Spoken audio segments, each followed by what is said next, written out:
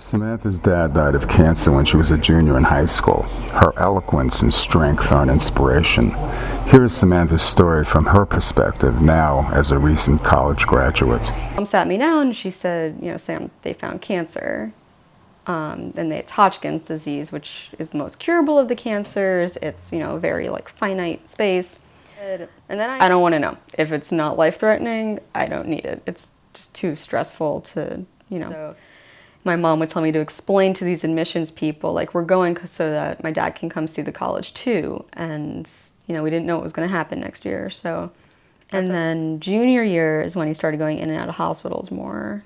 And eventually it got to the point where we knew that was it. So he actually enrolled in cancer research at Sloan Kettering. And my mom put a basket of candy in his room so the nurses would come visit him. Right. And the hospital psychologist came in and, did one of those, is there anything you want to say to your family? And my dad just looks at me and he's like, when I die, it is okay if your mom gets married again. With my mom, she works the same way as I do, so we each say things and it sounds like we're being really mean to each other.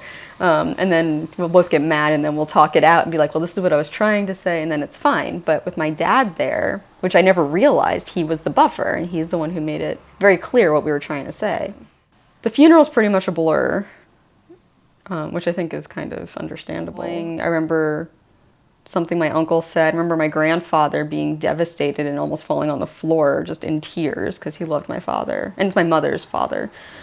I remember the Orthodox rabbi of Park Slope, who was my dad's best friend, just not sharing the shovel and constantly putting the dirt over the coffin. I was a junior and my friends, everybody was really young at that point. Everybody was 16, 17. So nobody really knew what to do with me. Be honest. Definitely. If you're unsure what to do, just go up to the person and say, I don't know how to act or what to do or what to expect. So, if it seems like I'm pulling away, that's why. I'm just unsure of it. Don't just disappear. Teachers were great, but I remember we were sitting Shiva and it was I had some friends who came over. Alex Colbert and Eric came over one morning and made breakfast for my whole family. Because Mike had the keys to my house, and they would come over during breaks and stuff, but even my best friend didn't come over because she didn't know what to do. Well, he happened to be a heavy smoker. He smoked about a pack a day or so. He drank every night, but I never thought of him as an alcoholic. He owned his own business. He owned Tax World on 7th Avenue. I don't know if you remember it, and Odyssey Travel, and a real estate company, which I can't remember the name of at the moment. But he owned that whole thing, and he was a college dropout. He went through a bunch of different colleges, much like I did, and just never finished, and then started his own business, and he did rather well, I think.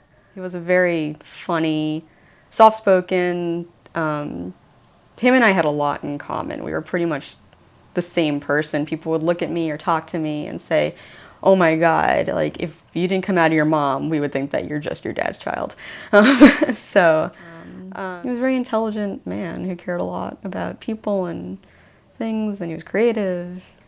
Mom tells me of a story where Andrew came home from school really drunk one night, and my dad spent the whole night with him in the bathroom, so they got to bond over that. But yeah, my dad taught me how to play poker, he taught me how to play free cell, he taught me how to stay up until 3 o'clock in the morning so Mom didn't know.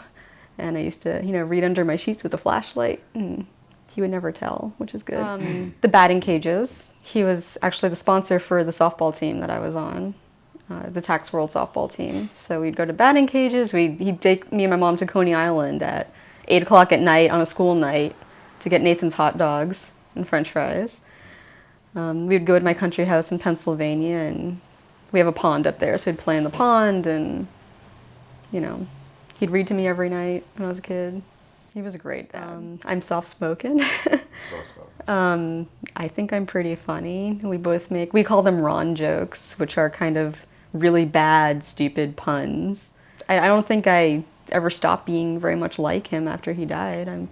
My uncle still looks at me with that look of, wow, yeah, you're my brother's daughter, and it's very obvious. So, and my mom being a psychologist and someone who's been on camera and on TV and like done interviews was very like, you have to learn how to enunciate and project. So I found myself attracted to friends and people who had been through something because of a maturity level.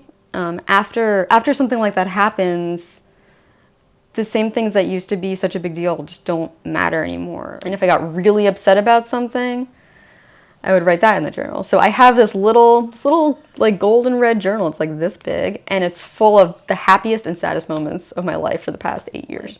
So you need to rely on your family, talk to your family, say stupid things, and then like, you know, ask them to forget them, or, you know, have a glass of wine with your family. They are your family. I don't recommend listening to sad music. It doesn't help, but as long as I remember him, there's nothing to miss.